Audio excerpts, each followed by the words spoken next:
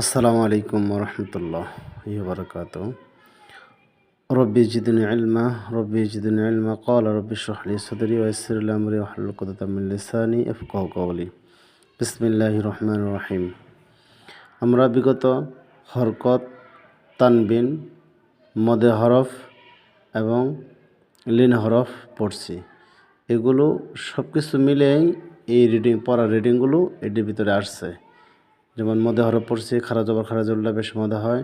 হরকত পড়ছি, এক জবর এক জের এক পেশকে হরকত বলে। এরপর তানবিন পড়ছি, দুই পেশ, দুই জবর দুই পেশকে তানবিন বলে।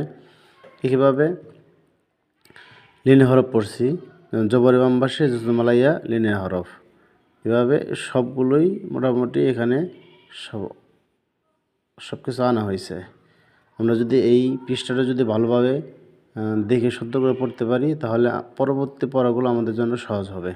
যেমন আলিফ খারা জবর আ, মিম জবর মা, আমা, নুন জবর না, আমানা।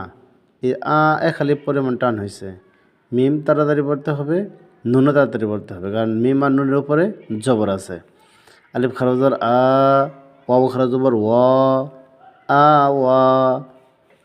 আলিফ খারা জবর আ, নুন জের নি, আনি, ইয়া জবর ইয়া, তা দুই জের তিন, আনিয়া তিন।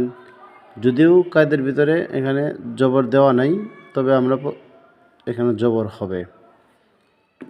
আনিয়া তিন। আলিফ খারাজের ই, লাম খারা জবর লা, ই লা, ফাজের ফি। এখানেও হরকত দেওয়া নাই, এখানে হরকত হবে ফাজের ফি, ইলাফি। আলিফ ইয়া জবর আই, নুন জবর না, আই না। এখানে লিনে হরফ হয়েছে। যেমন জবর বাম পাশে জজমালা ইয়া, লিনে হরফ। এই ডান পাশে যে হরফ থাকুক না কেন, ডান পাশে হরকত থাকতে হবে জবর, এবং ইয়া সাকিন থাকতে হবে। আইনা, বাজের বি, হা খারাজের হি, বিহি। জিম আলিফ মদ জবর যা, হামজা জবর আ, যা আ। এখানে আরেকটা মদের নাম আছে, এই মদের নাম আরেকটা আছে, সেটা হচ্ছে মদে মুত্তাসিল। যেমন মদে হরফের উপরে মোটা চিহ্ন, বামে হামজা, মদে মুত্তাসিল। এটা চারের প্রাণে বলিত হয়। জিম খারাজের জি, হামজা জবর আ, জি আ। জিম ওয়াও পেশ জু, আইন দুই জের আইন, জু আইন। এই যে মদে হরফ,